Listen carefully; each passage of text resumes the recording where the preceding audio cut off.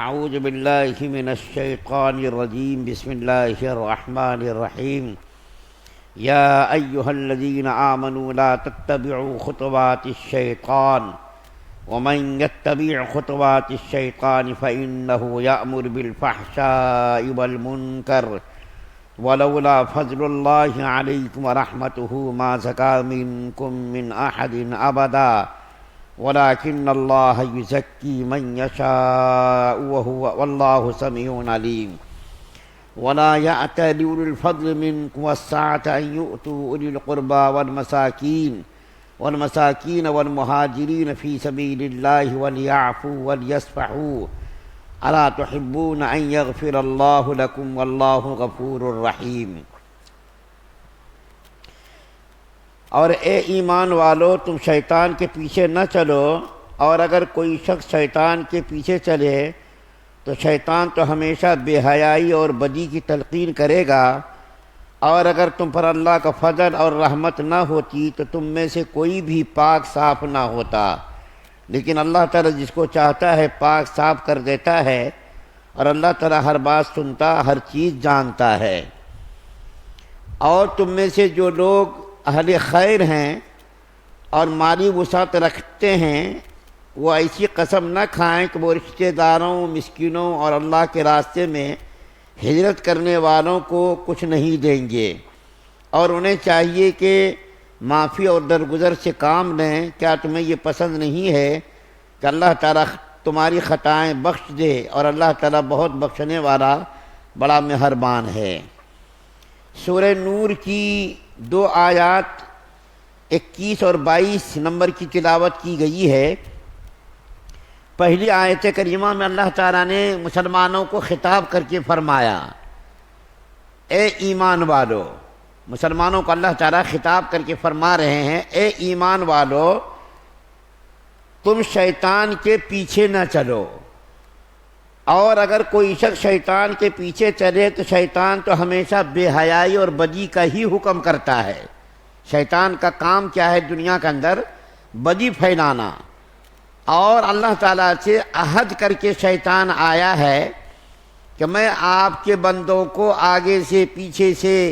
دائیں سے، بائیں سے، چہار جانب سے بہکاؤں گا، اور آپ کا کوئی بندہ شکر گزار نہیں بنے گا۔ میں یہ کوشش کروں گا کہ بندہ آپ کا ناشکرہ بن کر کے زندگی گزارے۔ تو اللہ تعالیٰ مسلمانوں کو خطاب کر کے فرما رہے کہ شیطان کے پیچھے نہ چلو۔ جتنی برائیاں دنیا کے اندر موجود ہیں، تمام برائیوں کا سرچشمہ شیطان ہے، اور شیطان بے حیائی اور برائی کی تلقین کرتا ہے، اچھائی کی تلقین نہیں کرتا۔ اور اگر خدا نخواستہ کبھی اچھائی کی تلقین کرتا بھی ہے تو اس کے پیچھے بھی شیطان کی سازش چھپی رہتی ہے، شیطان کا مکر چھپا رہتا ہے۔ شیطان انسانوں کا کبھی بھی بھلا نہیں چاہتا۔ جب تک زندہ ہے انسان کے جسم میں روح جب تک باقی ہے، اس وقت تک شیطان یہ کوشش کرتا ہے کہ کسی طریقے سے یہ ایمان سے محروم ہو کر کے دنیا سے جائے۔ اس لیے شیطان سے ہمیشہ پناہ مانگتے رہنا چاہیے، اور شیطان کے مکر سے، شیطان کے دھوکوں سے پناہ مانگتے رہنا چاہیے۔ یہ تو پہلی آیت کریمہ کا خلاصہ ہوا۔ دوسری آیت کریمہ کے اندر اللہ تعالیٰ نے حضرت ابو بکر صدیق رضی اللہ تعالیٰ عنہ کی فضیلت بیان کی ہے۔ جیسا کہ آپ نے پیچھے سنا 1-2 سبق پہلے کہ حضرت عائشہ رضی اللہ تعالیٰ عنہا پر منافقوں نے بدی کا الزام لگایا تھا، تہمت لگائی تھی، اور اس تہمت میں، اس ورغلانے میں کچھ مسلمان بھی شریک ہو گئے تھے۔ ان میں سے ایک تو حضرت مصطح رضی اللہ تعالیٰ عنہ، جو بڑے مقام کے صحابی ہیں، بدری صحابی ہیں، جنگ بدر میں شریک ہونے والے اور مہاجر صحابی ہیں، اور ایک حضرت حسان رضی اللہ تعالیٰ عنہ ہیں، جو شاعر اسلام کہلاتے ہیں، اسلام کے شاعر ہیں۔ جب کافر لوگ نبی کریم صلی اللہ علیہ وسلم کی شان میں گستاخانہ اشعار کہتے تھے، اور آپ کو معلوم ہے عرب کے لوگ بڑے ہی زبان آور لوگ تھے، قادر الکلام لوگ تھے، شعر و شاعری ان کا محبوب مشغلہ تھا، اور چھوٹے چھوٹی بچیوں کو بھی ہزاروں اشعار یاد ہوتے تھے، اور اگر کسی قوم میں کسی سماج میں لڑائی بھڑکانا ہوتا، جوش اور جذبہ پیدا کرنا ہوتا تو اشعار کا سہارا لیتے تھے۔ تو کچھ کافر لوگ تھے جو نبی کریم صلی اللہ علیہ وسلم کی شان اقدس میں اشعار کے ذریعے سے تعرید اور تنقید اور نبی کریم صلی اللہ علیہ وسلم کی شان اقدس میں گستاخی کرتے تھے۔ تو نبی کریم صلی اللہ علیہ وسلم حضرت حسان کو تلقین کرتے تھے کہ تم ان کے اشعار کا جواب اشعار سے دو۔ تو حضرت حسان رضی اللہ تعالیٰ عنہ بھی بڑے صحابی تھے، لیکن شیطان کا داؤ چل گیا اور اس تہمت لگانے والوں میں یہ دو صحابی اور ایک صحابیہ حضرت حمنہ بنت جہش رضی اللہ تعالیٰ عنہ، یہ تین صحابی سیدھے سادھے سادہ لوح بالکل سیدھے سادھے تھے، یہ بھی منافقوں کے ورگلانے میں آ گئے۔ حضرت مصعب رضی اللہ تعالیٰ عنہ حضرت ابوبکر صدیق رضی اللہ تعالیٰ عنہ کے خلیرے بھائی تھے، خالہ زاد بھائی تھے، اور حضرت ابوبکر صدیق رضی اللہ تعالیٰ عنہ اپنے اس خلیرے بھائی کی بہت زیادہ مدد کرتے تھے، کیونکہ حضرت مصعب غریب تھے، مسکین تھے، تو حضرت ابوبکر صدیق رضی اللہ تعالیٰ عنہ بہت زیادہ مدد کرتے تھے۔ لیکن جب حضرت عائشہ کی تہمت میں یہ شریک ہوئے تو ظاہر بات ہے باپ تھے، اور کسی بھی بیٹی کے اوپر کوئی الزام لگائے تو ماں باپ کو کتنی تکلیف پہنچے گی، کتنا صدمہ پہنچے گا۔ اور اگر کوئی آدمی کسی کی مدد کرتا ہو اور وہ آدمی پیٹھ پیچھے کوئی برائی کرے، اس کی بیوی کے خلاف، اس کی بیٹی کے خلاف، یا اس کے خاندان کے کسی عزت دار عورت کے خلاف اگر کوئی سازش کرے یا برائی کرے تو ظاہر بات ہے اس کو تکلیف پہنچے گی۔ تو ابوبکر صدیق رضی اللہ تعالی عنہ کی بیٹی پر جو تہمت لگائی گئی،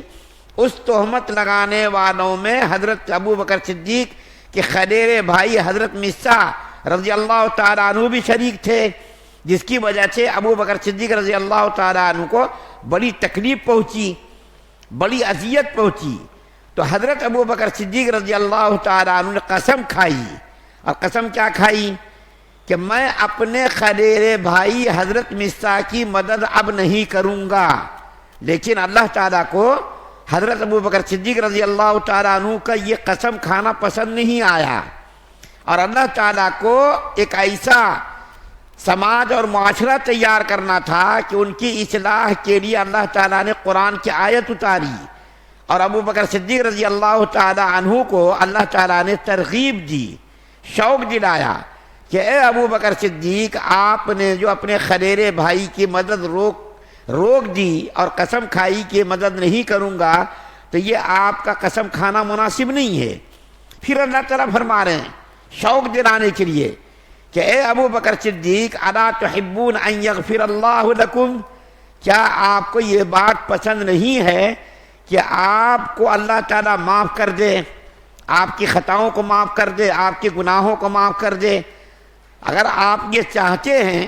کہ اللہ تعالیٰ آپ کے ساتھ بھی بھلائی کا معاملہ کرے، معافی کا معاملہ کرے، آپ کی خطاؤں کو بھی اللہ تعالیٰ معاف کر دے، تو آپ کے لیے بھی ضروری ہے کہ آپ بھی مساکین کو اور مہاجرین کو اور جن کی آپ امداد کر رہے ہیں، آپ ان کی امداد جاری رکھیے، آپ اس کی مدد بند مت کیجیے، اور مدد نہ کرنے کی جو آپ نے قسم کھائی ہے وہ قسم کھانا مناسب نہیں ہے۔ تو اللہ تعالیٰ نے حضرت ابوبکر صدیق کو تلقین کی اور تنبیہ کی کہ آپ کا قسم کھانا یہ مناسب نہیں ہے۔ تو ابوبکر صدیق رضی اللہ تعالیٰ عنہ نے فوراً کہا کہ اللہ تعالیٰ نے جب یہ مجھ سے کہہ دیا ہے تو میں اب اپنے خلیرے بھائی کی مدد کروں گا۔ اور حضرت ابوبکر صدیق نے اپنی قسم کا کفارہ ادا کیا، اپنی قسم کا کفارہ ادا کر کے اور 2 گنا امداد جاری کر دی، زیادہ امداد شروع کر دی، جتنی مدد کرتے تھے اس سے 2 گنا مدد کرنا شروع کر دیا، کہ اللہ تعالیٰ نے میرے بارے میں یہ کہا ہے کہ اللہ تعالیٰ اگر آپ چاہتے کہ اللہ تعالیٰ آپ کی غلطیوں کو نظر انداز کر دے، معاف کر دے، تو آپ بھی جو ہے دوسروں کے ساتھ بھلائی کا معاملہ کیجئے، نرمی کا معاملہ کیجئے، آپ بھی ان کی غلطیوں کو معاف کر دیجئے۔ تو ابوبکر صدیق کا دیکھیے اخلاق، دیکھیے اتنے بڑے اخلاق کے مالک تھے کہ ان کی بیٹی کے اوپر الزام لگانے والوں میں یہ شریک تھے خلیرے بھائی، لیکن جب اللہ تعالیٰ کی طرف سے حکم نازل ہو گیا، قرآن کی آیت نازل ہو گئی، تو ابو بکر صدیق رضی اللہ تعالیٰ عنہ جو مقام صدیقیت پر فائز تھے، حضرت مصطفیٰ رضی اللہ تعالیٰ عنہ جنگ بدر میں شریک تھے، اور ابو بکر صدیق رضی اللہ تعالیٰ عنہ مقام صدیقیت پر فائز تھے۔ اللہ تعالیٰ کی طرف سے آیت نازل ہوتے ہی فوراً قسم کا کفارہ ادا کیا اور امداد جاری رکھنے کا اعلان کر دیا۔ اسی طریقے سے دیکھیے حضرت عائشہ رضی اللہ تعالیٰ عنہ کا کردار دیکھیے، ان کا اخلاق دیکھیے کہ ان کی شان میں حضرت حسان رضی اللہ تعالیٰ عنہ نے تہمت لگانے والوں میں شرکت کی، لیکن یہی حضرت عائشہ رضی اللہ تعالیٰ عنہ کے اخلاق کو دیکھیے، کردار کو دیکھیے کہ حضرت حسان کی شان میں کوئی اگر برائی کرتا تھا تو حضرت عائشہ رضی اللہ تعالیٰ عنہ فوراً اس کو منع کرتی تھی کہ تم اس کی برائی مت کرو۔ کیوں؟ اس لیے کہ نبی کریم صلی اللہ علیہ وسلم کی طرف سے حضرت حسان کافروں کو جواب دیا کرتے تھے، شاعر اسلام تھے، تم اس کی شان میں گستاخی مت کرو، بدری صحابی ہیں، اعلیٰ مقام کے حامل صحابی ہیں۔ اور کبھی کبھی اگر حضرت حسان رضی اللہ تعالیٰ عنہ حضرت عائشہ رضی اللہ تعالیٰ عنہ کی خدمت میں آتے تھے تو حضرت عائشہ رضی اللہ تعالیٰ عنہ نہایت ہی تعظیم اور تکریم سے ان کو بٹھاتی تھی اور ان کی شان میں کوئی گستاخی نہیں کرتی تھی کہ تم نے جو مجھ کو تہمت لگانے والوں میں شرکت کی اور مجھ کو بدنام کیا، یہ دل کے اندر نہیں رکھا، دل کو بالکل صاف شفاف کر دیا۔ یہ نبی کریم صلی اللہ علیہ وسلم کی صحبت کا اثر تھا کہ ان کا دل بالکل اللہ تعالیٰ نے مانج کر کے شیشے کی طرح بالکل پاک کر دیا تھا۔ جس طریقے سے شیشہ بالکل پاک ہوتا ہے، اسی طریقے سے صحابہ کرام کے دلوں کو بھی اللہ تعالیٰ نے بالکل پاکیزہ بنا دیا تھا، پارسا بنا دیا تھا۔ ابو بکر صدیق کا کردار دیکھیے، حضرت عائشہ رضی اللہ تعالیٰ عنہ کا کردار دیکھیے کہ اپنے ایسے لوگوں کو جنہوں نے ان کے اوپر غلط تہمت لگائی، تہمت لگانے والوں میں شرکت کی، ان کی غلطیوں کو، ان کی خطاؤں کو ان لوگوں نے معاف کر دیا۔ تو اللہ تعالیٰ نے دوسری آیت کریمہ جو پڑھی گئی ہے، اس آیت کریمہ میں اللہ تعالیٰ ابو بکر صدیق کی فضیلت بیان کر رہے ہیں کہ تم ایسا مت کرو کہ اپنے بھائی کی مدد کرتے تھے اس کی مدد کو بند مت کرو، بلکہ جاری رکھو اور قسم کا کفارہ ادا کرو۔ اور ابو بکر صدیق رضی اللہ تعالیٰ عنہ نے یہی کیا کہ اللہ تعالیٰ کی طرف سے حکم نازل ہوتے ہی اپنی قسم کا کفارہ ادا کیا اور امداد جاری رکھنے کا اعلان کر دیا۔ ساری امت مسلمہ کا اس بات پر اتفاق ہے کہ ابو بکر صدیق کی فضیلت کا